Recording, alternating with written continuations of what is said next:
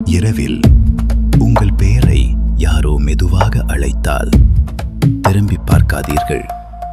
ஏனென்றால் இந்தியாவில் 10 வகையான பேய்கள் பற்றி கதைகள் இருக்கின்றன. அவை வெறும் கற்பனையா இல்லையா உண்மையா? இந்த வீடியோவின் கடைசியில் வரும் பேய் மிகவும் ஆபத்தானது. அதை தவறவிடாதீர்கள். இயற்கையல்லாத மரணம் அடைந்தவர்களின் அமைதியற்ற ஆவி, பூத். இரவில் மரங்களின் கீழ் உங்களை கவனித்துக் கொண்டிருக்கும் அநியாயம் அனுபவித்து இறந்த பெண், பின்னோக்கி திரும்பிய கால்கள், நீண்ட முடி. அவள் சுடேல். அழகாக தோன்றுவாள்.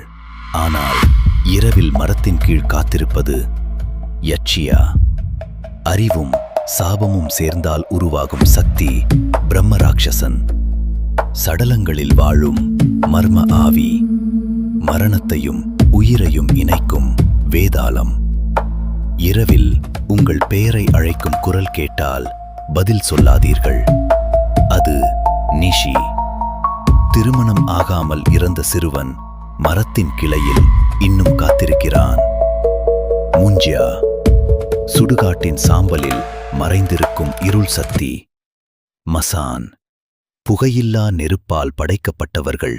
நல்லதா கெட்டதா, அது அவர்களின் தேர்வு. ஜின். மரணத்திற்குப் பின் அடுத்த உலகை அடையாத ஆன்மா. ஒரு நொடிக்கு அமைதியாக இருங்கள். பிரேதம். அது இன்னும் அமைதியை தேடுகிறது. இந்த 10 பேய்களில் எது உங்களுக்கு மிகவும் பயமா தோன்றியது? கமெண்டில் சொல்லுங்கள். இன்னும் இது போன்ற இந்திய மர்மக் கதைகளுக்கு சப்ஸ்கிரைப் செய்ய மறக்காதீர்கள்.